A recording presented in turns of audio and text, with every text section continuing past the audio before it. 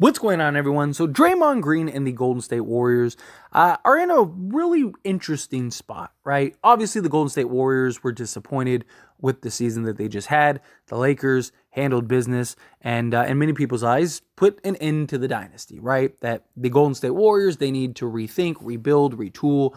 There's lots of reports about Kuminga and Jordan Poole and the Warriors receiving calls and potentially looking to kind of upgrade and kind of revamp this roster. What are they going to do with Klay Thompson? What are they going to do with Draymond Green? Bob Myers, he ends up leaving. They put Mike Dunleavy Jr. in the position now, and he's very likely going to have to make tough calls, the tough decisions. The reason Bob Myers wanted to leave, apparently based on reports, was because he didn't want to have to make the tough calls, right? He didn't want to have to trade or get rid of Draymond Green. He didn't want to have to go and get rid of Klay Thompson. He loved these guys, grew with these guys. And Draymond, with the whole blunder with him and Jordan Poole, I don't need to get too much into that. You know what I'm talking about. That really raised some questions, like could Draymond and Poole kind of coexist on the Golden State Warriors, but they end up trading Poole? Well, then that answers your question. And Draymond is due quite a bit of money if he opts in to his player option. And we got reports that are coming out that Warriors Draymond Green plans on declining his player option. So Draymond likely to opt out. Warriors forward expected to decline his $27.6 million player option. Team hopes to re-sign him per ESPN, but a lot of other places, Sports Bay Area, Hoops Hype, SB Nation, basically everybody is reporting that Draymond Green is planning to opt out and that the Golden State Warriors are going to keep pushing to retain him. This is surprising for a couple reasons. One, I do not see him getting $27.6 million anywhere else. And I don't think the Warriors are going to sign him to a long-term deal at $27 million plus, right? Now, could he look at it as like, okay, I could go get a, 4-year, $40 million deal to where, I could get 27 now, but my next contract, I might be looking at like a vet minimum or something like that, or a mid-level to where if I go and do like, 12 million or 10 million a year, I can get a longer term contract. That'll put me into the age 37, 38. That could make sense. But if he opts out, does that mean he's leaving?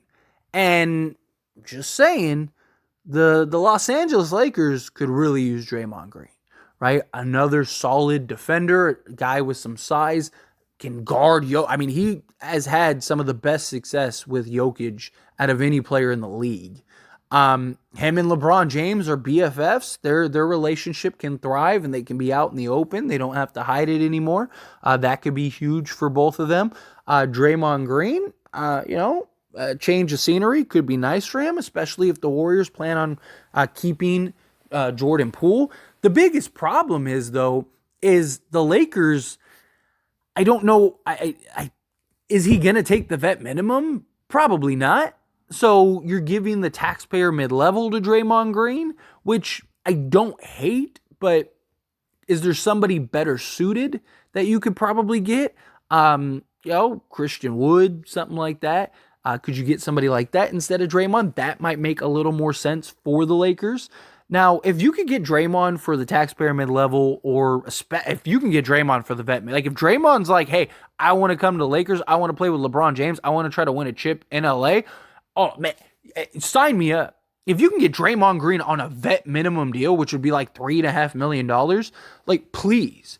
That's no questions asked, right? Like, the community should rally the money up to pay that. I mean, seriously, Draymond Green, with his leadership, he's still incredible defensively. Imagine him, Anthony Davis, and Jared Vanderbilt as your front court defensively. I mean, yes, that doesn't give you much shooting, but how do you score on? Good luck trying to score on those guys, right? And then Draymond is another guy you can run your offense through. He can get the ball to Anthony Davis. I would probably go, you definitely would have to go shooters at times, right? So my guess is you'd go Draymond at the 4, Anthony Davis at the 5, and then LeBron at the 3. But you could even go big and maybe have like tell LeBron like, hey, you got Draymond Green. you gotta be the center position, at least on paper. So you could even go really big and go LeBron at the point, maybe Reeves at the 2, go Rui at the 3, go Draymond at the 4, Davis at the 5. I mean, it gives you a lot of options and flexibility. The guy could fit the window nicely. Maybe, you kind of work out a backdoor deal with LeBron. And, him and LeBron kind of work something out. LeBron could also opt out next season. So if, let's say, you do win a championship, maybe LeBron looks at it and goes, hey, you know what? Like, I'll opt out so we can get you a little more money, and maybe you could sign him for $10 million a year for like 2 years or whatever and kind of ride out the sunset. I don't hate the idea, right? Draymond Green. The Lakers need several things. Lakers obviously need another big man. They just need a little more size, period. Draymond helps with that. The Lakers need shooting. Draymond doesn't help with that. They need more perimeter defense. Draymond definitely helps with that.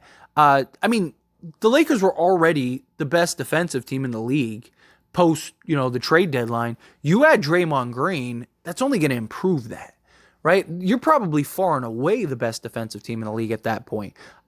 It's just now you got to kind of figure out shooting, right? So at that point, do you look to maybe move because if you get Draymond Green, you got to go all in, right? You get Draymond Green, you're getting Draymond Green for an opportunity to win a championship.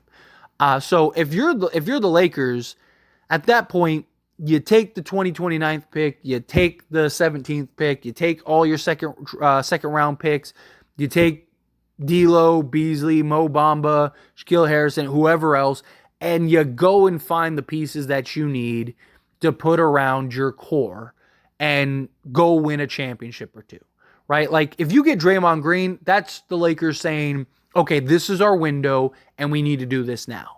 Because you'd have LeBron James, Anthony Davis, Draymond Green, Rui Hachimura, Austin Reeves, Max Christie, very likely.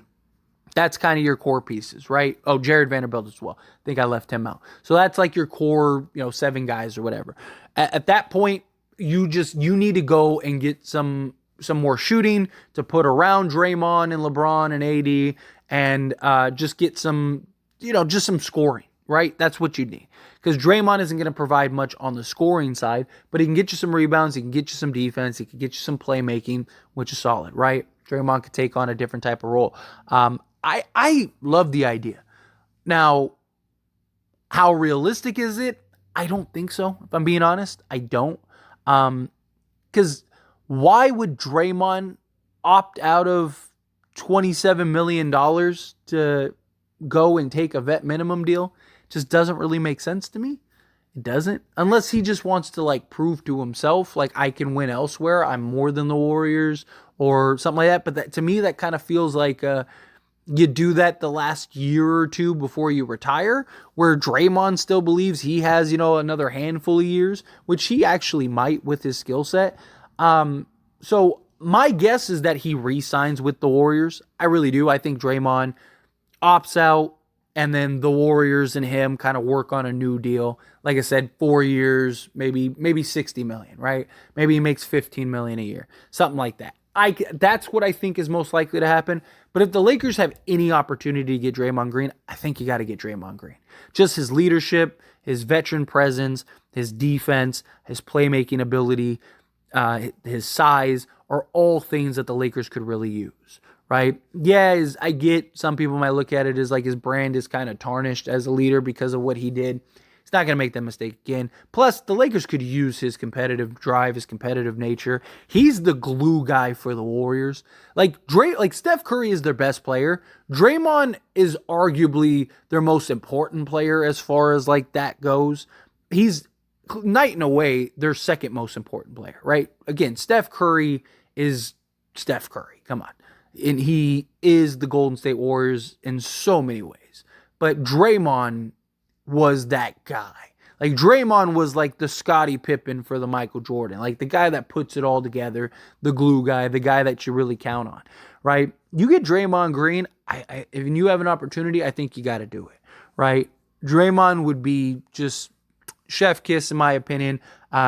at a vet minimum price. Taxpayer mid-level, he's still more than worth a taxpayer mid-level. It's just, can you find a better need, right? Because the Lakers, again, like, Lakers need shooting. They definitely need defense and size, which Draymond checks off those boxes, but the concern is the lack of shooting. But, I mean, look, the Lakers were able to make the Western Conference Finals without shooting. One or two shooters isn't going to change the Lakers, just shooting percentage overnight. So do you kind of just lean into it and just go like, look, we're going to be the best defensive team in the league. They never really had a problem scoring, period. Draymond kind of also opens up more plays and sets that you can do.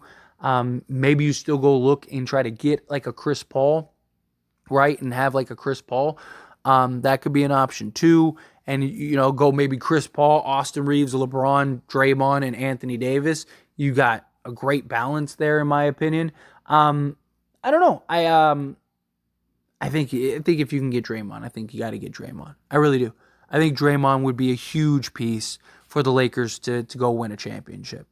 And I think, look, if he doesn't re-sign with the Warriors, Detroit and the Lakers, to me, make the most sense. Detroit, just because, Michigan guy, and Detroit would probably pay him the money because they gotta spend some money anyway.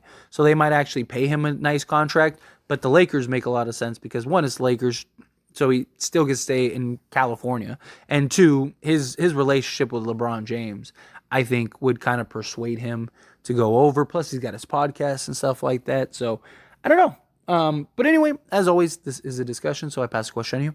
Let me know your thoughts and opinions down in the comments below. What do you think? Do you like the idea of Draymond? Do you not? Do you love it? Hate it? Somewhere in between? However you feel, whatever your thoughts are, I'd love to hear it, so let me know down in the comments.